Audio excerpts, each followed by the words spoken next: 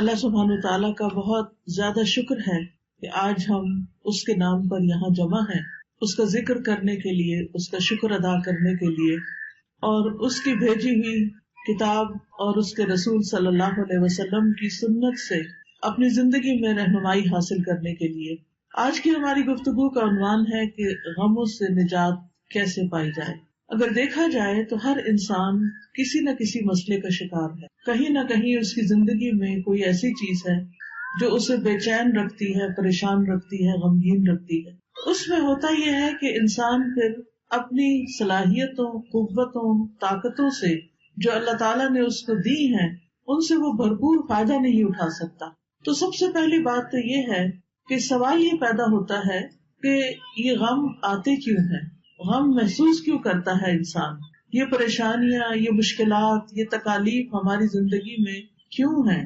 تو اس سلسلے میں جب ہم قرآن مجید کی طرف رجوع کرتے ہیں تو پہلی بات ہمیں یہ پتہ چلتی ہے کہ اللہ تعالیٰ نے انسان کو امتحان کے لیے پیدا کیا، اس لیے وہ اس انسان پر طرح طرح کی آزمائشیں اور مشکلات بھیجتا رہتا ہے تاکہ وہ دیکھے کہ انسان ان میں کرتا کیا ہے، انسان کا طریقہ کیا ہے۔ قرآن مجید میں آتا ہے سورۃ الملک، جو ہر روز رات کو آپ پڑھتے ہیں، کیونکہ نبی صلی اللہ علیہ وسلم رات کو سورۃ الملک اور سورۃ الف لام میم السجدہ پڑھے بغیر سویا نہیں کرتے تھے، یہ آپ کی سنت ہے۔ یہ سورت قبر کے عذاب سے بچانے والی بھی ہے۔ اس سورت کے شروع میں اللہ تعالیٰ فرماتے ہیں تبارک الذی بیدہ الملک وہو علی کل شیء قدیر الذی خلق الموت والحیاۃ لیبلوکم ایکم احسن عملا وہو العزیز الغفور۔ بہت بابرکت ہے وہ ذات جس کے ہاتھ میں کائنات کی بادشاہت ہے اور وہ ہر چیز پر قادر ہے۔ وہو علی کل شیء قدیر الذی خلق الموت والحیاۃ لیبلوکم، اس نے موت اور زندگی کو بنایا تاکہ تمہارا امتحان لے، تمہیں آزما کر دیکھے کیا ایکم احسن عملا، کہ تم میں سب سے اچھے کام کون کرتا ہے۔ وہو العزیز الغفور، اور وہ زبردست ہے، غالب ہے، بخشش فرمانے والا ہے۔ تو اس سے یہ پتہ چلتا ہے کہ یہ زندگی ایک امتحان ہے، اور امتحان ایک مشکل چیز ہوتی ہے۔ اس میں ہمیشہ انسان کے حالات اس کی مرضی کے مطابق نہیں ہو سکتے، اس پر کہیں نہ کہیں سے کوئی نہ کوئی ایسی آزمائش، کوئی امتحان، کوئی تکلیف، کوئی تنگی آتی رہے گی تاکہ یہ دیکھا جائے کہ انسان کرتا کیا ہے، کیا پھر بھی یہ اللہ سے راضی رہتا ہے، کیا پھر بھی یہ اللہ کی طرف رجوع کرتا ہے، کیا یہ واقعی اللہ کا بندہ بن کے رہتا ہے، یا اس آزمائش کی گھڑی میں پھسل جاتا ہے اور شیطان جو ہر وقت اس کو اچکنے کے لیے تیار ہے وہ اس کا نوالہ بن جاتا ہے۔ پھر اسی طرح یہ بات بھی یاد رکھنی چاہیے کہ انسان پر بہت سی تکلیفیں اس کے اپنے اعمال کی وجہ سے ہی آتی ہیں۔ سورۃ الشورى میں اللہ تعالیٰ فرماتے ہیں وَمَا أَصَابَكُم مِّن مُّصِيبَةٍ فَبِمَا كَسَبَتْ أَيْدِيكُمْ وَيَعْفُو عَن كَثِيرٍ، اور جو بھی تمہیں کوئی مصیبت پہنچی تو وہ اس وجہ سے ہے جو تمہارے ہاتھوں نے کمایا، یعنی تمہارے اپنے اعمال کی وجہ سے تمہارے لیے بہت سی مشکلات کھڑی ہوئی ہیں، اور وہ بہت سی چیزوں سے درگزر کر جاتا ہے، یعنی ان پر تو وہ سزا دیتا بھی نہیں، ان پر تو وہ تمہیں کسی پریشانی میں مبتلا نہیں کرتا، بلکہ تمہارے گناہوں کے باوجود، تمہاری زیادتیوں کے باوجود بھی وہ تمہیں اپنی عنایتوں اور نوازشوں سے معمور رکھتا ہے۔ پھر اسی طرح یہ ہے کہ انسان بعض اوقات اللہ کی عبادت سے منہ موڑتا ہے، اللہ کے ذکر سے منہ موڑتا ہے تو اس پر کوئی تکلیف آ جاتی ہے، کیونکہ اللہ نے ہمیں اپنی عبادت کے لیے پیدا کیا ہے۔ سورۃ الذاریات میں آتا ہے وَمَا خَلَقْتُ الْجِنَّ وَالْإِنسَ إِلَّا لِيَعْبُدُونِ، کہ میں نے جن و انس کو اپنی عبادت کے لیے پیدا کیا ہے۔ تو انسان جب اللہ کی عبادت سے منہ موڑ کر دنیا کا بندہ بننے لگتا ہے تو اللہ تعالیٰ اس کو واپس اپنی طرف لانے کے لیے کسی تکلیف میں مبتلا کرتا ہے تاکہ یہ بندہ اللہ کو یاد کرے۔ اور جو شخص مستقل طور پر اللہ سے روگردانی کر لیتا ہے اللہ کی یاد سے، تو اللہ تعالیٰ اس کے لیے دنیا کی زندگی بھی تنگ کر دیتے ہیں۔ اللہ تعالیٰ کا فرمان ہے سورۃ طٰہٰ میں وَمَنْ أَعْرَضَ عَنْ ذِكْرِي فَإِنَّ لَهُ مَعِيشَةً ضَنْكًا وَنَحْشُرُهُ يَوْمَ الْقِيَامَةِ أَعْمَىٰ، جو کوئی میرے ذکر سے منہ موڑے گا میں اس کی زندگی تنگ کر دوں گا اور قیامت کے دن اس کو اندھا اٹھاؤں گا، یعنی اس کی صرف یہ زندگی ہی نہیں پریشانیوں والی ہوگی بلکہ آگے بھی بڑی پریشانی ہے، یعنی اس کے لیے بہت بڑی مشکلات ہیں اگلی زندگی میں بھی۔ لیکن وجہ کیا ہے؟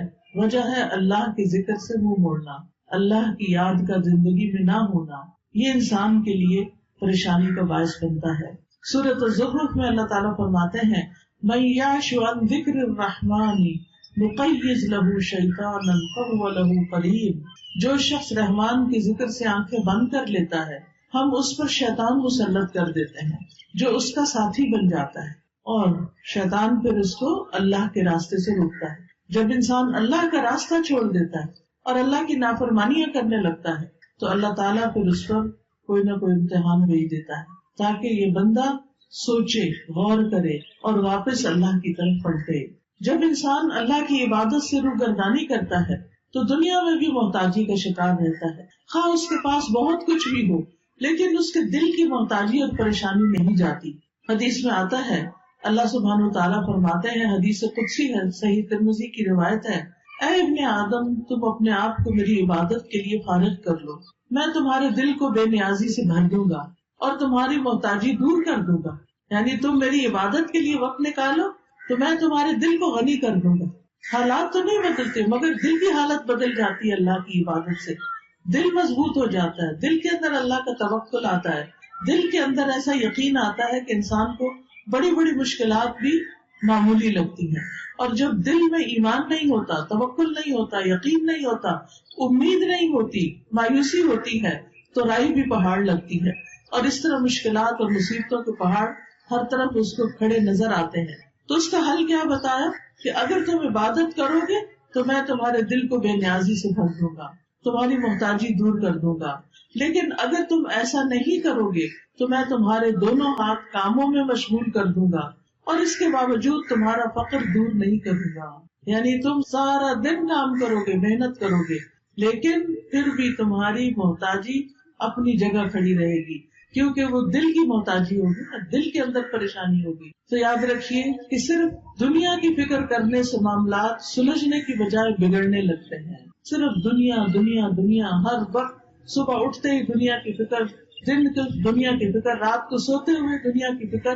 تو رسول اللہ صلی اللہ علیہ وسلم نے اس کے بارے میں فرمایا جس شخص کا مقصد اور پریشانی یا غم دنیا کا ہو اور وہ دنیا کا ہی ہو کر رہ جائے اور وہ اسی کی نیت رکھتا ہو تو اللہ تعالیٰ اس کا فقر اس کی آنکھوں کے سامنے کر دیتے، یعنی پھر اللہ تعالیٰ بھی اس کو اس کے حال پر چھوڑ دیتے۔ وہ دنیا کے لیے زیادہ کنسرن ہے، زیادہ فکر مند ہے تو اللہ تعالیٰ اس کو اسی کے حوالے کر دیتے ہیں اور اس پر اس کے معاملات بکھیر دیتے ہیں، اس کو سمجھ نہیں آتا کہاں سے شروع کروں اور کہاں پر ختم کروں، اور اس کو اس سے اتنا ہی ملتا ہے جو اس کے لیے لکھ دیا گیا ہو۔ اور جس شخص کا مقصد اور حرص آخرت ہو اور وہی اس کا ہدف بن جائے اور وہ اسی کی نیت کرتا ہو، یعنی اس کا ہم و غم آخرت ہے کہ کل کیا ہوگا، دنیا کی زندگی تو گزر جائے گی، میرا کل کو کیا بنے گا جب میں اللہ کے حضور پیش ہوگا، وہاں میرا ٹھکانہ کیا ہوگا۔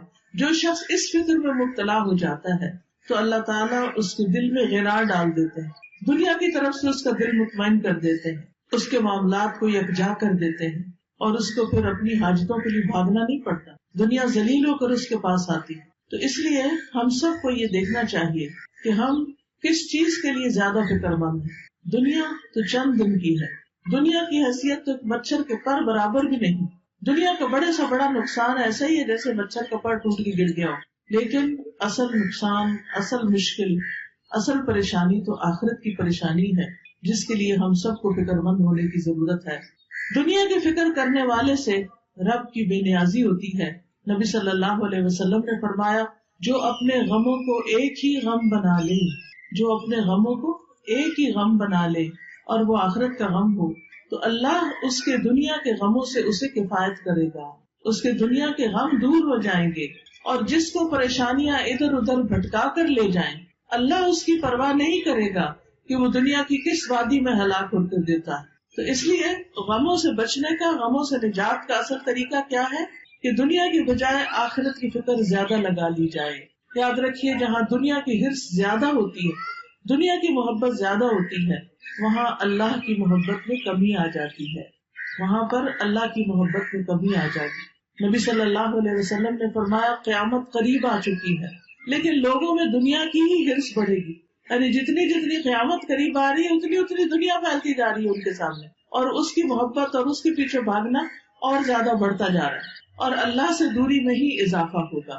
پھر اسی طرح ہم دیکھتے ہیں کہ جب ہم دنیا کو زیادہ امپورٹنس دیتے ہیں تو دنیا کا چھوٹا سا نقصان بھی انسان سے برداشت نہیں ہوتا، لیکن جب انسان یہ سمجھتا ہے کہ کوئی بات نہیں، یہ چیز چلی گئی تو ہم بھی تو اللہ کی طرف جانے والے ہیں، جیسا کہ سورۃ البقرہ میں آتا ہے وَلَنَبْلُوَنَّكُمْ بِشَيْءٍ مِّنَ الْخَوْفِ وَالْجُوعِ وَنَقْصٍ مِّنَ الْأَمْوَالِ وَالْأَنفُسِ وَالثَّمَرَاتِ وَبَشِّرِ الصَّابِرِينَ الَّذِينَ إِذَا أَصَابَتْهُم مُّصِيبَةٌ قَالُوا إِنَّا لِلَّهِ وَإِنَّا إِلَيْهِ رَاجِعُونَ أُولَٰئِكَ عَلَيْهِمْ صَلَوَاتٌ مِّن رَّبِّهِمْ وَرَحْمَةٌ وَأُولَٰئِكَ هُمُ الْمُهْتَدُونَ۔ کہ اللہ سبحانہ تعالیٰ کی طرف سے آزمائش تو ہوگی، امتحان تو ہوگا، لیکن ایسے موقع پر جو یہ کہے اِنَّا لِلَّهِ وَإِنَّا إِلَيْهِ رَاجِعُونَ کہ بے شک ہم اللہ کے لیے ہیں اور اسی کی طرف لوٹ کر جانے والے، تو ایسے لوگوں پر اللہ کی رحمت اور نوازشیں ہوتی،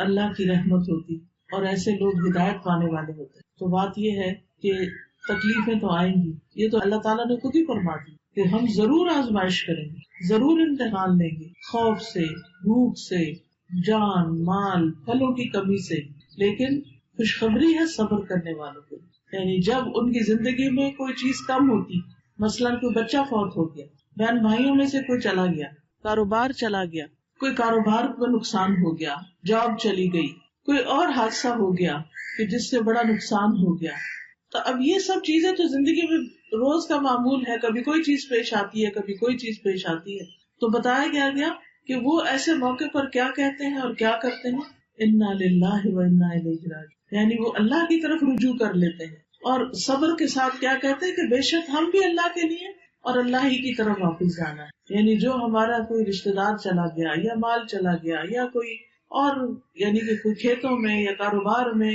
یا کسی کیے ہوئے کام میں کوئی نقصان ہو گیا، تو وہ کہتے ہیں اس میں بھی کوئی خیر ہوگی، اس میں بھی میرے لیے اجر ہے، اس میں بھی کوئی بھلائی ہے، میرا کوئی پیارا چلا گیا لیکن میں اللہ سے امید نہیں چھوڑوں گی، کیونکہ اللہ ہے نا، حتیٰ کہ اگر کسی عورت کے شوہر بھی فوت ہو جائے اور اگر اس کا اللہ پر بھروسہ ہو تو اس موقع پر بھی اللہ تعالیٰ اس کا دل تھام لیتا ہے، اور وہ کیا سوچتی ہے کہ ایک انسان تو گیا ہے مگر اللہ تو زندہ ہے، اللہ لا الہ الا هو الحی القیوم، اللہ ہے نا، ٹھیک ہے انسانوں کی کمی کوئی انسان اور پوری نہیں کر سکتا، شوہر کی کمی کوئی بھی پوری نہیں کر سکتا، نہ ماں باپ، نہ بہن بھائی، نہ بچے، لیکن اس سے بڑھ کر بھی تو کوئی ہستی ہے نا، اور وہ اللہ کی ہستی ہے، اللہ لا الہ الا ہو، اللہ وہ ذات جس کے سوا کوئی الہ نہیں، الحی جو زندہ ہے، جس کو کبھی موت نہیں آنی، القیوم جو قائم ہے، جسے کسی سہارے کی ضرورت نہیں بلکہ وہ باقی سب کو بھی قائم رکھنے والا ہے۔ تو جب وہ ہستی موجود ہے، اللہ سبحانہ تعالیٰ ہے، تو پھر فکر کس بات کی؟ اس نے تو میرے دنیا میں آنے سے پہلے میرے رزق کا انتظام کیا، ماں کے سینے میں دودھ اتار کے، اس نے تو مجھے پیدا ہونے کے بعد جب میرے دانت بھی نہیں تھے، کچھ کھانے کے قابل بھی نہیں تھا، کچھ ہاتھ پاؤں بھی ہلا کے نہیں پکڑ سکتا تھا، اس وقت بھی میرے رزق کا اہتمام کیا تھا، انتظام کیا تھا، وہ اب بھی کرے گا۔ تو ایسا شخص اس شدید غم کے موقع پر بھی سکون میں ہوتا ہے کہ اللہ ہے نا، وہ کہیں سے بندوبست کرے گا نا، وہ کوئی ذریعہ بنا دے گا نا، کیونکہ اصل الرزاق تو وہی ہے، انسان تو صرف سبب ہے، وسیلہ ہے۔ ایسا شخص کبھی بھی دل نہیں ہارتا، ایسا شخص کبھی بھی اپنے حواس نہیں کھوتا، ایسا شخص کی زندگی سے کبھی امید نہیں جاتی۔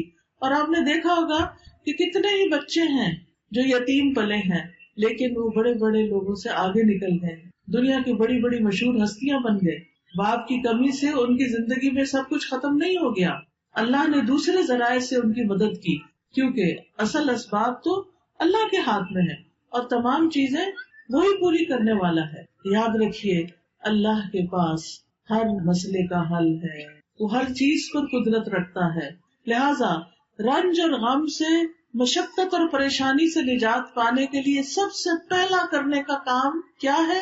اللہ پر بھروسہ، اللہ سے مضبوط تعلق، اللہ پر ایمان، یقین، توکل، اس سے امید، اسی کا ڈر اور اسی کی طرف لوٹ کر جانے کی فکر. یاد رکھیے دنیا کے سارے خزانے اللہ کے ہیں، سارے خزانوں کا مالک وہ ہے. وَلِلَّهِ خَزَائِنُ السَّمَاوَاتِ وَالْأَرْضِ وَلِلَّهِ مُلْكُ السَّمَاوَاتِ وَالْأَرْضِ. آسمانوں کی بادشاہت، زمین کی بادشاہت ساری کی ساری اللہ کے پاس ہے. وَاللَّهُ عَلَى كُلِّ شَيْءٍ قَدِيرٌ. اور اللہ ہر چیز پر پوری طرح قادر ہے، پوری قدرت رکھتا ہے. لہذا کیا یقین رکھنا ہے کہ سارے خزانے تو اس کے پاس ہیں، مجھے اس سے مانگنے ہیں. لہذا انسان سب انسانوں سے نظر ہٹا کے اللہ سبحانہ تعالیٰ کی طرف امید رکھتا ہے، اس سے مانگتا ہے. یا اللہ تو میرا رازق ہے، تو پتھر کے اندر ایک کیڑے کو بھی رزق پہنچاتا ہے، تو کیا مجھے نہیں رزق دے سکتا؟ آسمانوں زمین کی مخلوق کو دے رہا ہے، تو دن رات دے رہا ہے اور کوئی کمی نہیں واقع ہوتی تیرے رزق میں، تو کیا مجھے نہیں دے سکتا؟ تو مجھے بھی دینے والا ہے. لہٰذا جو شخص اللہ پر یقین رکھتا ہے وہ ہر غم، ہر تکلیف میں اللہ کی طرف رجوع کرتا ہے، اللہ کی طرف پلٹتا ہے، اور اس کو یہ یاد رہتا ہے کہ ہر مسئلے کا حل اللہ کے پاس ہے. اللہ سبحانہ تعالیٰ کے سامنے اپنی حاجتیں رکھے، سجدے میں رو کر پکارے اس کو کہ اللہ تو مدد کر. کوئی بھی مسئلہ ہے جو آپ کا، اس کو سامنے رکھے، کیونکہ اللہ تعالیٰ فرماتے ہیں اَمَّن يُجِيبُ الْمُضْطَرَّ إِذَا دَعَاهُ وَيَكْشِفُ السُّوءَ. بھلا کون ہے جو لاچار کی فریاد رسی کرتا ہے جب وہ اسے پکارتا ہے اور اس کی تکلیف کو دور کرتا ہے؟ کوئی اور ہے؟ نہیں، کوئی بھی نہیں. آپ دیکھیں کہ جب انسان غمگین ہوتا ہے، دکھی ہوتا ہے، پریشان ہوتا ہے، اس کی آنکھوں سے آنسو جاری ہوتے ہیں، تو پاس پڑے ماں باپ بھی سو رہے ہوتے ہیں، باقی دنیا بھی آرام کر رہی ہوتی ہے، ہر کوئی اپنے مسئلوں میں پریشان ہوتا ہے، لیکن آپ کا رب جاگتا ہے. لا تأخذہ سنۃ ولا نوم. نہ اس کو اونگ آتی ہے نہ اس کو نیند آتی ہے. سب سوتے ہیں لیکن وہ جاگتا ہے. وہ رات کو بھی، وہ دن کو بھی، وہ صبح بھی، وہ شام بھی آپ کی دعائیں سنتا ہے. لہٰذا اس کی طرف رجوع کرنا ہے. چھوٹی ضرورت ہو، بڑی ضرورت ہو، لوگوں کی طرف لالچ کی نگاہ سے نہیں دیکھنا کہ ان کے پاس بہت کچھ ہے. نہیں، اللہ کی طرف دیکھنا ہے. رسول اللہ صلی اللہ علیہ وسلم نے فرمایا جسے انتہائی شدید حاجت آ پڑے، یہ شدید ضرورت اس کو ہو جائے کوئی، اور اس نے اسے لوگوں پہ پیش کر دیا تو اس کی وہ حاجت دور نہ ہوگی. کہ لوگ اکثر کیا چاہتے ہیں کہ یہ بندہ جو پریشان ہے پریشان ہی رہے، وہ مدد نہیں کرنا چاہتے. لوگ عموماً دوسروں کو دکھی دیکھ کے خوش ہوتے ہیں. تو اس لیے جب کوئی ضرورت پیش آئے سب سے پہلے اللہ سے دعا کریں، پھر اللہ لوگوں کے دل میں ڈالے گا کہ وہ مدد کریں آپ کی. تو حدیث میں آتا ہے کہ جسے انتہائی شدید حاجت آ پڑے اور اسے اس نے لوگوں پر پیش کر دیا تو اس کی وہ حاجت پوری نہ ہوگی، اور جس نے اسے اللہ پہ پیش کیا تو عنقریب اللہ اسے بے پرواہ کر دے گا. یا تو جلد ہی موت آ جائے گی، دنیا کے بکھیڑوں سے ہی جان چھوٹ جائے گی، یا جلد ہی غنی ہو جائے گا اور انسانوں کی ضرورت نہ رہے گی. آپ کو خوف آتا ہے کہ پتہ نہیں کیا ہوگا، پتہ نہیں بڑھاپے میں کون ہمیں دیکھے گا، ہمارے لیے روزی کا انتظام کیا ہوگا، ہماری ضروریات پوری کہاں سے ہوں گی. تو فوراً کہا کرے اللہ تو میرا رب ہے نا، تو ہی میرے سارے انتظام کرے گا، مجھے انسانوں سے نہیں تجھ سے توقع ہے. انسانوں کے ہاتھ خالی ہیں، ہمارے ہاتھ میں تو تھوڑی دیر کوئی چیز ہو تو ہمارا دل کہتا ہے رکھ دیں. ایسے ہی ہوتا ہے نا، ہم اپنے ہاتھ بھر کے رکھ بھی نہیں سکتے، مٹھی میں کوئی چیز ہو چھوٹی سی بھی تو تنگ آ جاتے ہیں، وہ کہتے ہیں یہ کہیں رکھ دے. ہمارے ہاتھ خالی ہیں، خالی آئے تھے، خالی رکھنا پسند کرتے ہیں اور خالی جائیں گے. بھرے ہوئے ہاتھ تو اللہ کے ہیں، تو ان سے کیوں مانگتے ہیں جو خالی ہاتھ؟ ان سے کیوں توقع ہے جن کے پاس کچھ نہیں؟ اس سے کیوں نہیں توقع رکھتے جس کے پاس سب کچھ ہے؟ مانگ کے تو دیکھیں پھر کس طرح ضروریات پوری ہوتی ہیں. آپ دیکھیں قبر میں سب سے پہلا سوال کیا ہوگا؟ من ربو کا، تیرا رب کون ہے؟ اور رب کون ہوتا ہے؟ جو پیدا بھی کرتا ہے، جو رزق بھی دیتا ہے، جو ساری ضروریات پوری کرتا ہے. تو اگر ہم اس دنیا میں، اس زندگی میں رب کو رب مانیں گے تو تبھی جواب دے سکیں گے نا. تو اکثر کہا کرے اللہ تو میرا رب ہے، تو ہے نا، تو یہ بھی کام کر دے گا میرا، تو یہ بھی مشکل آسان کر دے گا میری. زندگی میں کوئی مشکل ہی نہیں رہے گی جب آپ رب کو پکارتے رہیں گے. جب رب کو پہچان لیں گے تو کوئی غم نہیں رہے گا. انبیاء کا طریقہ یہ تھا کہ وہ اپنے غموں کی فریاد، اپنے دکھوں کی داستان اپنے رب کو ہی سناتے تھے. حضرت یعقوب علیہ السلام سے جب یوسف علیہ السلام دور کر دیے گئے اور وہ ان سے بے پناہ محبت کرتے تھے، تو آپ سوچ سکتے ہیں کہ جس سے انسان محبت کرتا ہو وہ اگر دور چلا جائے تو انسان کے لیے کتنا دکھ اور تکلیف ہوتی، کتنی پریشانی ہوتی. لیکن انہوں نے شکوہ بندوں سے نہیں کیا، کہا انما اشکو بثی وحزنی الی اللہ، کہ میں اپنے غم اور دکھ کی فریاد صرف اللہ کی جناب میں پیش کرتا ہوں. جب تکلیف آئے اللہ کے آگے سجدے میں گر پڑے، نفل پڑھے، روئیں، سجدے میں گڑ گڑا کے دعائیں مانگے، اللہ پہ بھروسہ کریں. اللہ تعالیٰ فرماتے ہیں وَمَن يَتَوَكَّلْ عَلَى اللَّهِ فَهُوَ حَسْبُهُ إِنَّ اللَّهَ بَالِغُ أَمْرِهِ قَدْ جَعَلَ اللَّهُ لِكُلِّ شَيْءٍ قَدْرًا. اور جو شخص اللہ پر بھروسہ کرے تو وہ اسے کافی ہے، اللہ اپنا کام پورا کر کے رہتا ہے. بلا شبہ اللہ نے ہر چیز کا ایک اندازہ مقرر کر رکھا ہے، ہر چیز کا ایک وقت ہے. اب مثلاً آپ کے صحن میں اگر بہت بڑا بھی درخت ہے پھل کا، مثلاً آج کل سردیوں کا موسم ہے اور آپ کے صحن میں آم کا بہت بڑا درخت ہے، آپ کے ابھی آم لگ جائیں تو ابھی تو نہیں لگیں گے. ہاں اگر آپ صبر کریں گے، انتظار کریں گے تو 6 مہینے بعد آپ بہترین آم کھائیں گے. اسی طرح ہر کام کا ایک وقت ہوتا ہے. مثلاً کسی کی اولاد نہیں تو وہ اولاد کے لیے پریشان رہتا ہے تو اس کا ایک وقت ہے، اور اگر اللہ نہیں دینا چاہتا تو اس کے پیچھے بھی کوئی حکمت ہے، کوئی مصلحت ہے، کوئی فائدہ ہے، کوئی وجہ ہے، اس کو پتا ہے، ہمیں نہیں پتا کہ وہ ہمیں اولاد کیوں نہیں دے رہا. پھر اگر اولاد ہے اور اس کا کوئی غم ہے یا تکلیف ہے، اس کی وجہ سے ہم دکھی ہیں، تو اس پر بھی اللہ پہ بھروسہ کریں کہ یہ وقت بھی گزر جائے گا، اس کی کوئی وجہ ہے. آپ دیکھیے کہ جو ایک کچا برتن ہوتا ہے اور ایک پکا برتن ہوتا ہے، پکا برتن صرف وہ ہوتا ہے جسے آگ میں تپایا جائے. اللہ بندے کا ایمان بھی مضبوط کرنے کے لیے بعض اوقات اس کو مشکلات کی بھٹی میں تپاتا ہے، پکاتا ہے، پکا ہو جائے بندہ، استقامت آ جائے اس میں، وہ اللہ کا بندہ بن جائے، وہ سب سے مایوس ہو کر وہ اللہ ہی سے امید رکھے. تو اس لیے ایسے موقع پر انسان کو پریشان نہیں ہونا چاہیے، اللہ کی طرف رجوع کرنا چاہیے. اور یہ بھی یاد رکھیے جیسے قرآن مجید میں آتا ہے وَلَئِن سَأَلْتَهُم مَّنْ خَلَقَ السَّمَاوَاتِ وَالْأَرْضَ لَيَقُولُنَّ اللَّهُ قُلْ أَفَرَأَيْتُم مَّا تَدْعُونَ مِن دُونِ اللَّهِ إِنْ أَرَادَنِيَ اللَّهُ بِضُرٍّ هَلْ هُنَّ كَاشِفَاتُ ضُرِّهِ أَوْ أَرَادَنِي بِرَحْمَةٍ هَلْ هُنَّ مُمْسِكَاتُ رَحْمَتِهِ قُلْ حَسْبِيَ اللَّهُ عَلَيْهِ يَتَوَكَّلُ الْمُتَوَكِّلُونَ. اور یقیناً اگر آپ ان سے پوچھیں کہ آسمانوں اور زمین کو کس نے پیدا کیا تو ضرور کہیں گے اللہ نے. آپ دیکھیے کتنا بڑا آسمان ہے، کتنا بڑا.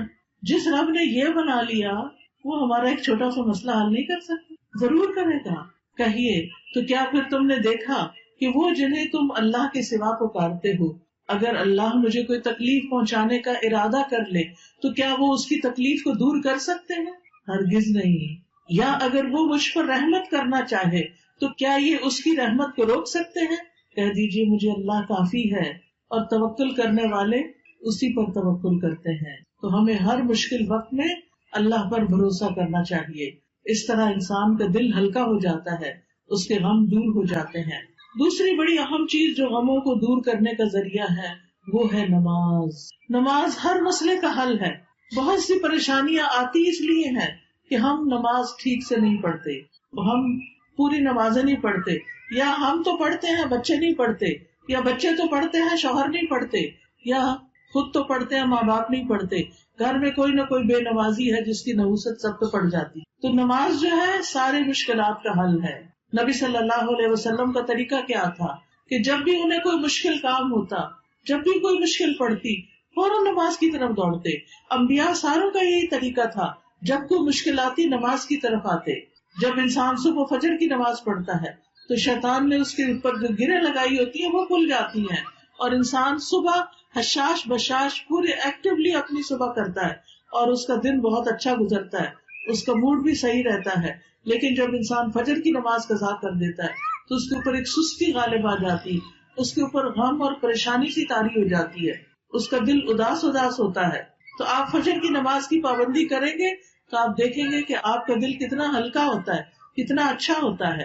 پھر آپ دیکھیے کہ جب کوئی شخص نماز پڑھتا ہے تو حدیث میں آتا ہے جب تم میں سے کوئی آدمی نماز کے لیے کھڑا ہوتا ہے تو اللہ کی رحمت اس کی طرف متوجہ ہو جاتی ہے، یعنی وہ اللہ کی رحمت سے بیٹھنے لگتا ہے. ایک اور جگہ پر بھی آتا ہے وَأَقِيمُوا الصَّلَاةَ وَآتُوا الزَّكَاةَ وَأَطِيعُوا الرَّسُولَ لَعَلَّكُمْ تُرْحَمُونَ. نماز قائم کرو، زکات دیا کرو اور رسول کا حکم مانو تاکہ تم رحم کیے جاؤ. تو جو شخص یہ چاہتا ہے کہ اس کا مسئلہ حل ہو جائے، اس کی پریشانی دور ہو جائے، اس کا دکھ دور ہو جائے، اس کا غم دور ہو جائے، اسے چاہیے کہ وہ اچھے طریقے سے نماز پڑھے، خوب اللہ کو یاد کر کے نماز پڑھے، تو اللہ کی رحمت اس پر آئے گی. اور جس پر اللہ کی رحمت ہو جائے اس کے غم پھر غم نہیں رہتے. لیکن بات یہ ہے کہ جب ہمیں کوئی غم تکلیف ہوتا ہے تو ہم سب سے پہلے نمازیں چھوڑ کے بیٹھ جاتے ہیں، بجائے اس کے کہ نماز سے مدد لیں، جس کو قرآن میں اللہ تعالیٰ حکم دیتے ہیں وَاسْتَعِينُوا بِالصَّبْرِ وَالصَّلَاةِ. تو ہم کیا کرتے ہیں الٹا، کیا ہے پریشانی ہے، نماز کو دل نہیں کر رہا، نماز ہی نہیں پڑھی جا رہی، ورنہ تمہارا علاج کہاں سے ہوگا؟ اگر نماز ہی چھوڑ دی تو مسئلے پہ مسئلہ مزید گمبھیر ہوتا چلا جائے گا، اور دنیا کے کوئی انسان نہیں جو تو آپ کو اس گڑھے سے نکال سکے. تو اس کا حل کیا ہے؟ نمازوں کی پابندی. اور صرف یہ نہیں کہ جیسے تیسے نماز پڑھ لینا. قد افلح المؤمنون الذین هم فی صلاتهم خاشعون. یقیناً فلاح پا گئے، کامیاب ہو گئے وہ مومن جو اپنی نمازوں میں خشوع اختیار کرتے ہیں. یعنی نماز پڑھنا اور اچھے طریقے سے پڑھنا، صحیح طور پر وضو کرنا، صحیح طور پر اللہ کے حضور حاضر ہونے کا احساس لیے ہوئے اللہ کے حضور جانا، جیسے کوئی کسی بادشاہ کے سامنے جا رہا ہوتا ہے، پورے ادب اور کرینے کے ساتھ کھڑے ہونا، پھر اللہ اکبر کرنا، اللہ کو سب سے بڑا ماننا، پھر اللہ کی تسبیح بیان کرنا، سبحانک اللہ پڑھنا، پھر اس کے بعد شیطان سے اللہ کی پناہ طلب کرنا کہ دشمن سے اللہ تعالیٰ بچائے، پھر سورۃ الفاتحہ پڑھنا، اللہ کی تعریف کرنا، اللہ تعالیٰ کو اپنا رب قرار دینا، اور پھر اللہ کی رحمت کو یاد کرنا، اللہ تعالیٰ کے قیامت کے دن کے مالک ہونے کو یاد کرنا، پھر اللہ سے وعدہ کرنا کہ ایاک نعبد و ایاک نستعین. تو بندہ جب اس طرح نماز پڑھتا ہے، جب بندہ اللہ کی تعریف کرتا ہے تو اللہ تعالیٰ فرماتے ہیں حمدنی عبدی، میرے بندے نے میری تعریف کی. پھر جب بندہ رحمان الرحیم کہتا ہے اللہ تعالیٰ فرماتے ہیں اثنا علیہ عبدی، میرے بندے نے میری ثنا کی. پھر جب مالک یوم الدین کہتا ہے تو اللہ تعالیٰ فرماتے ہیں مجدنی عبدی، میرے بندے نے میری عظمت بزرگی بیان کی.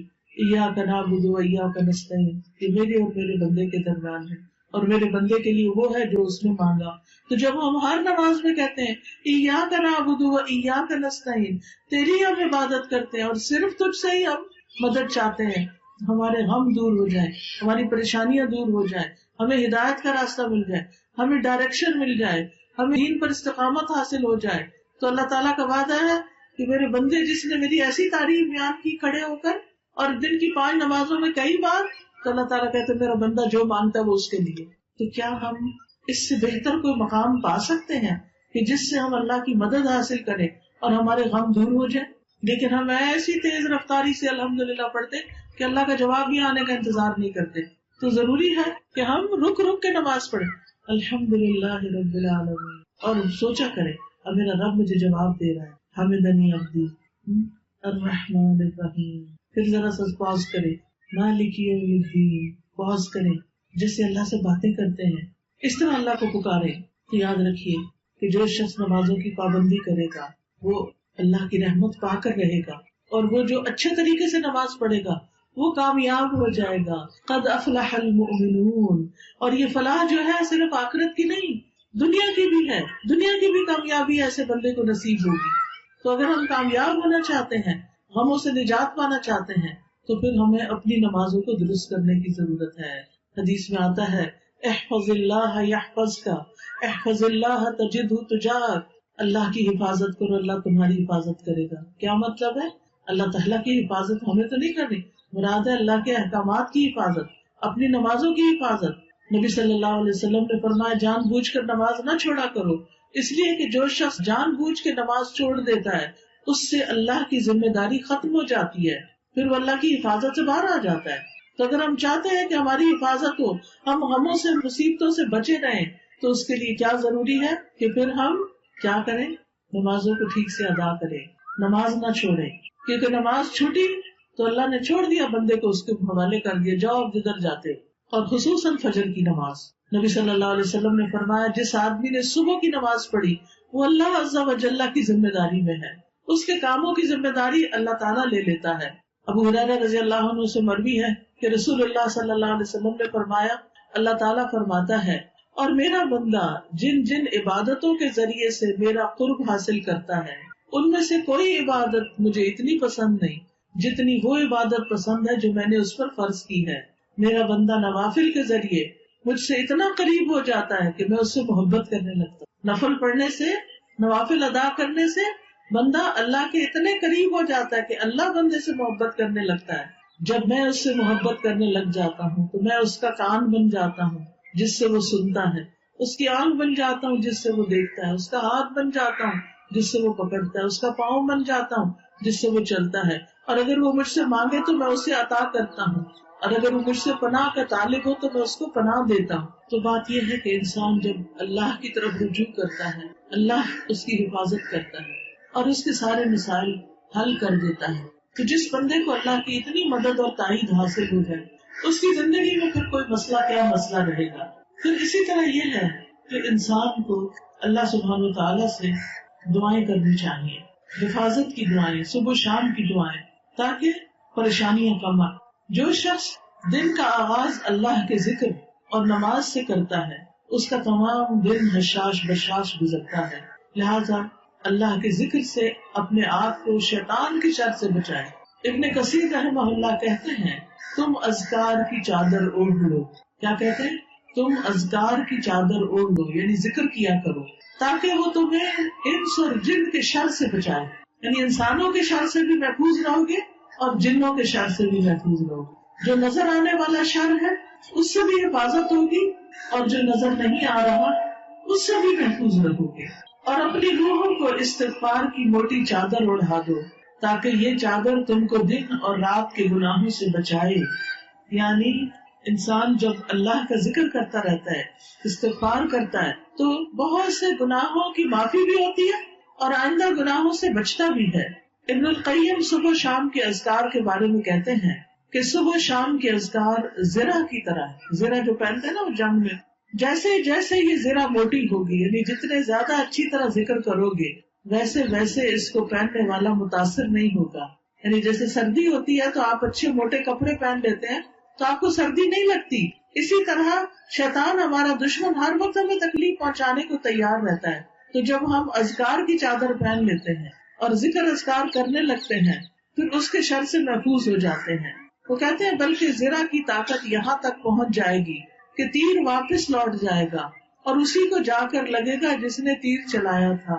یعنی جب آپ اذکار کی پابندی کریں گے تو پھر حفاظت ہی نہیں ہوگی بلکہ واپس پلٹ جائے گی ساری چیز. ابن عثیمین کہتے ہیں صبح اور شام کے اذکار حفاظت کرنے میں ان لوگوں کے لیے یاجوج ماجوج کی دیوار سے بھی زیادہ مضبوط ہیں جو ان کو دل کی حضوری کے ساتھ پڑھتے ہیں، یعنی توجہ کے ساتھ پڑھتے ہیں. اور یہ صبح و شام کی دعائیں جو ہیں وہ ایاک نستعین کتاب جو ہے اس میں موجود ہیں. ویسے بھی مختلف کارڈ وغیرہ اور کئی کتابوں کے اندر صبح و شام کے اذکار ہوتے ہیں. ان کی پابندی کیجیے. جب آپ ان کی پابندی کریں گے تو انشاءاللہ آپ غموں اور تکلیفوں اور پریشانیوں سے محفوظ رہیں گے. پھر اسی طرح مثلاً ایک ذکر ہے چھوٹا سا، بسم اللہ الذی لا یضر مع اسمہ شیء فی الارض ولا فی السماء وہو السمیع العلیم. عثمان بن عفان رضی اللہ عنہ کہتے ہیں کہ میں نے رسول اللہ صلی اللہ علیہ وسلم کو فرماتے ہوئے سنا، جس نے شام کو 3 بار یہ دعا پڑھ لی اسے صبح تک کوئی اچانک مصیبت نہیں آئے گی، اور جس نے صبح کے وقت یہ 3 دفعہ پڑھ لی شام تک کوئی اچانک مصیبت اس کو نہیں آئے گی. تو کتنی خوبصورت دعا ہے. بسم اللہ الذی لا یضر مع اسمہ شیء فی الارض ولا فی السماء وہو السمیع العلیم. بسم اللہ الذی لا یضر مع اسمہ شیء فی الارض ولا فی السماء وہو السمیع العلیم. یعنی 3 دفعہ صبح اور 3 دفعہ شام. شام کو عصر کی نماز کے بعد پڑھنے ہوتے ہیں اور صبح فجر کی نماز کے بعد سورج نکلنے سے پہلے تک، یہ حفاظت کا ٹائم ہوتا ہے. اور شام کو مغرب کی اذان سے پہلے تک پڑھنا یہ حفاظت کے اوقات ہوتے ہیں. بعض لوگ مغرب کی نماز کے بعد پڑھتے ہیں تو وہ ویسے ہی ذکر ہو جاتا ہے، پھر وہ پروٹیکشن نہیں ہوتی. ابو ہریرہ رضی اللہ عنہ کہتے ہیں کہ ایک آدمی نے نبی صلی اللہ علیہ وسلم کی خدمت میں حاضر ہو کر عرض کیا، اے اللہ کے رسول، مجھے رات بچھو نے کاٹ لیا. آپ نے فرمایا اگر تم شام کے وقت اعوذ بکلمات اللہ التامات من شر ما خلق پڑھ لیتے تو وہ تمہیں یہ تکلیف نہ پہنچاتا. کتنی حفاظت کی دعائیں ہیں، کتنا بڑا خزانہ ہے کہ جو ہمیں بہت سے حادثوں، مصیبتوں اور تکلیفوں سے بچانے والا ہے. اسی طرح جو شخص دن میں 100 بار لا الہ الا اللہ وحدہ لا شریک لہ لہ الملک ولہ الحمد وہو علی کل شیء قدیر پڑھتا ہے تو اسے 10 غلام آزاد کرنے کا ثواب ملتا ہے. 100 نیکیاں اس کے نامہ اعمال میں لکھی جاتی ہیں اور 100 برائیاں اس سے مٹا دی جاتی ہیں. اور اس روز دن بھر یہ دعا شیطان سے اس کی حفاظت کرتی ہے حتیٰ کہ شام ہو جائے، اور کوئی شخص اس سے بہتر عمل لے کر نہیں آئے گا مگر جو اس سے زیادہ عمل کرے۔ پھر اسی طرح صبح و شام آیت الکرسی کا پڑھنا، یہ بھی شیطان سے بچاتا ہے۔ صبح و شام کی دعائیں ہر چیز سے کفایت کرتی ہیں، جیسے قل اعوذ برب الفلق، قل اعوذ برب الناس، قل هو اللہ احد۔ پھر رات کو سوتے وقت دعائیں پڑھ کے سونا، پھر ہر کام سے پہلے بسم اللہ پڑھنا۔ رسول اللہ صلی اللہ علیہ وسلم نے فرمایا جب آدمی اپنے گھر میں داخل ہوتا ہے تو وہ اپنے گھر میں داخل ہوتے وقت اور کھانا کھاتے وقت اللہ کا نام لیتا ہے، تو شیطان کہتا ہے آج تمہارے لیے اس گھر میں رات گزارنے کی جگہ نہ ملی اور نہ کھانا ملا۔ اور اگر وہ اپنے گھر میں داخل ہو اور داخل ہوتے ہوئے اللہ کا نام نہیں لیتا تو وہ کہتا ہے تمہیں رات گزارنے کی جگہ بھی مل گئی، اور جب کھانے کے وقت بسم اللہ نہیں پڑھتا تو کہتا ہے شام کا کھانا بھی مل گیا۔ تو وہ شیطان جو ہے ہماری چیزوں میں یعنی اپنا حصہ لگانے لگتا ہے۔ ابن عباس روایت کرتے ہیں رسول اللہ صلی اللہ علیہ وسلم سے کہ ابلیس نے کہا اے میرے رب، تو نے اپنی ساری مخلوق کا رزق واضح کر دیا ہے، میرا رزق کہاں ہے؟ فرمایا ہر وہ چیز جس پہ میرا نام نہ لیا جائے، ہر وہ چیز جس پر اللہ کا نام نہ لیا جائے وہ ابلیس کا رزق بن جاتی ہے، وہ ابلیس کا حصہ بن جاتی ہے۔ پھر اسی طرح غموں سے نجات پانے کے لیے صدقہ خیرات کرنا بڑا ضروری ہے، اللہ کے راستے میں دیتے رہنا، دوسروں کی تکلیفیں دور کرتے رہنا۔ قرآن مجید میں اللہ تعالیٰ فرماتے ہیں فَأَمَّا مَنْ أَعْطَى وَاتَّقَى وَصَدَّقَ بِالْحُسْنَى فَسَنُيَسِّرُهُ لِلْيُسْرَى۔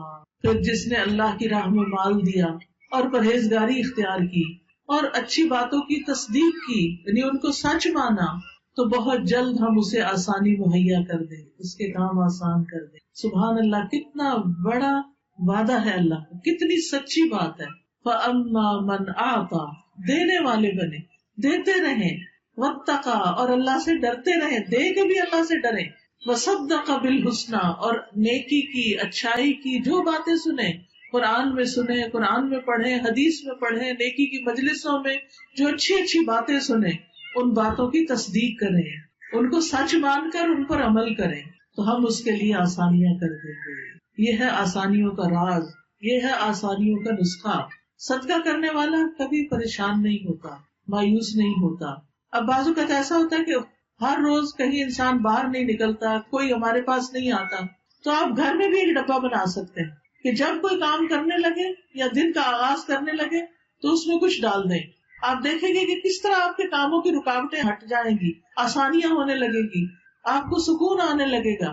اور اگر یہ سوچ کر دیں کہ یہ دینے والے کے ہاتھ سے پہلے اللہ کے ہاتھ میں چلا جاتا ہے تو آپ کی خوشی کی انتہا نہ رہے گی۔ آپ دیکھیں کہ جب آپ اپنے کسی پیارے کو کوئی چیز دیتے ہیں نا جس سے آپ کو محبت ہوتی، مثلاً آپ کا بچہ جب کھانا کھا لیتا ہے تو ماں کو کتنی خوشی ہوتی، وہ خاص طور پر مینشن کرتی شکر ہے بچے نے پیٹ بھر کے کھانا کھا لیا، شکر ہے اس نے دودھ پی لیا، شکر ہے اس نے یہ کر لیا، شکر۔ تو وہ اتنی خوشی کی بات ہو جاتی ہے کیونکہ وہ ہمارے پیارے کے پاس کوئی چیز چلی گئی۔ اسی طرح انسانوں میں سے جس سے ہمیں محبت ہوتی ہے جب ہم اسے کوئی بھی چیز دیتے ہیں تو ہماری خوشی کی انتہا نہیں رہتی۔ تو آپ دیکھیے ایمان والے تو اللہ سبحانہ وتعالیٰ سے ہر چیز سے بڑھ کر محبت کرتے ہیں۔ والذین آمنوا اشد حبا للہ، ایمان والے اللہ کی محبت میں سب سے زیادہ شدید ہوتے ہیں۔ تو جب ان کو یہ ہوتا ہے کہ یہ جو ہم کسی غریب کو دے رہے ہیں غریب کے پاس تو بعد میں جائے گا، پہلے اللہ کے ہاتھ میں جا رہا ہے، تو اس کی خوشی کی انتہا کیا ہوگی؟ کہاں جائیں گے غم اور کہاں جائیں گی پریشانیاں، وہ تو پاس رہ ہی نہیں سکتی۔ لیکن جب ہم دیتے ہیں تو ہمارے دل تھوڑے ہو رہے ہوتے ہیں، کہتے ہائے ہمارے ہاتھ سے نکل گیا، ہائے چلا گیا، کہیں میں نے غلط تو نہیں کیا، پتہ نہیں یہ مستحق تھا بھی کہ نہیں، طرح طرح کے شیطان وسوسے ڈالتا ہے، اور پھر ہم دیتے ہوئے بھی ہچکچاتے رہتے ہیں، دے کہ نہ دے، اور جب دے دیتے ہیں تو بعض اوقات دے کے ریگریٹ کرنے لگتے ہیں، نہیں ہم نے دے دیا۔ اور آپ دیکھیے ایک حدیث سے پتہ چلتا ہے کہ اگر کوئی شخص وہ اپنی طرف سے مستحق کو دیتا ہے لیکن جس کو دیا وہ مستحق ہی نہیں، تو پھر بھی اس کا صدقہ قبول ہو جاتا ہے اس کی نیت کی وجہ سے۔ ایک بستی میں ایک شخص تھا، اس نے کہا آج میں چھپا کے صدقہ کروں گا، کسی کو نہیں پوچھوں گا، بتاؤں گا۔ تو اس نے جب رات کے وقت اندھیرے میں صدقہ دیا تو کسی چور کے ہاتھ لگ گیا، صبح ہوئی تو پتا چلا آج کسی نے چور کو صدقہ دیا۔ اس نے کہا آج میں دوبارہ چھپ کے صدقہ کروں گا اور آج تو میں صحیح بندے کو دوں۔ اگلے دن کسی فاحشہ عورت کے ہاتھ میں لگ گیا، پھر چرچا ہوا کہ فاحشہ عورت کے ہاتھ میں صدقہ چلا گیا، اگلے دن کسی امیر بندے کے ہاتھ میں چلا گیا۔ تو وہ بڑا پریشان ہوا کہ یا اللہ میں تو تیرے نام میں غریب مسکین کو دینا چاہتا ہوں. تو اسے بتایا گیا کہ شاید وہ چور تیرے صدقے کی وجہ سے چوری چھوڑ دے، اور وہ جو فاحشہ عورت ہے وہ حرام کاری چھوڑ دے. ہر انسان کے اندر ہی خیر ہے نا، کبھی وہ خود غلط کام بھی کر رہا ہوتا ہے، مگر جب کسی کو دیکھتا کوئی اچھا کر رہا ہے تو اس کے دل کے اندر ضرور آتا ہے میں بھی تو کروں، مجھے بھی کرنا چاہیے. تو چور اور زناکار اور غلط کار، ان کو جب کوئی اچھا کام کرتا نظر آتا ہے تو اس پر، تو ایسا شخص جو ہے اس کو خیال آتا ہے کہ میں بھی کوئی نیکی کا کام کروں، اور اس سے بھی نیکی صادر ہونے لگتی. تو اس لیے بہت ضروری ہے کہ آپ نیکی کرتے چلے جائیں، اس بات کی فکر نہ کریں کہ لینے والا کون ہے، وہ تو ہم اللہ کو دے رہے ہیں، اور اللہ تعالیٰ اسے قبول کر لے تو مستحق تک بھی پہنچ جائے گا. نبی صلی اللہ علیہ وسلم نے فرمایا جب آدمی اپنا صدقہ نکالتا ہے تو وہ 70 شیطانوں کے جبڑے توڑ کے صدقہ کرتا ہے. یعنی شیطان اتنا جکڑتا ہے بندے کو کہ صدقہ نہ کرو، کیونکہ اسے پتا ہے کہ صدقہ جسم کی حفاظت بھی کرتا ہے اور بیماریوں سے بھی محفوظ رکھتا ہے. اگر کسی کو بیماری کی وجہ سے کوئی غم ہے تو نبی صلی اللہ علیہ وسلم نے فرمایا اپنے مریضوں کا علاج صدقے سے کرو. اسی لیے الحمدللہ ہمارے ہاں یہ ٹرینڈ پایا جاتا ہے کہ جب کوئی بیمار ہوتا ہے تو قربانی وغیرہ کی جاتی ہے، صدقہ خیرات کیا جاتا ہے. پھر اسی طرح صدقہ جو ہے مشکلات سے بچاتا ہے. حضرت حارث اشعری سے مروی ہے کہ نبی صلی اللہ علیہ وسلم نے فرمایا اللہ تعالیٰ نے حضرت یحییٰ بن زکریا علیہ السلام کو 5 باتوں کا حکم دیا کہ ان پر خود بھی عمل کرے اور بنی اسرائیل کو بھی ان پر عمل کرنے کا حکم دے. ان میں سے ایک یہ ہے کہ میں تمہیں صدقہ کرنے کا حکم دیتا ہوں، کیونکہ اس کی مثال اس شخص کی سی ہے جسے دشمن نے قید کر کے اس کے ہاتھ گردن سے باندھے ہوئے ہیں، پھر وہ اس کو قتل کرنے کے لیے لے چلے اور وہ ان سے کہے کیا تم میری جان کا فدیہ وصول کرنے کے لیے تیار ہو؟ پھر وہ تھوڑے اور زیادہ کے ذریعے جس طرح بھی بن پڑے اپنی جان کا فدیہ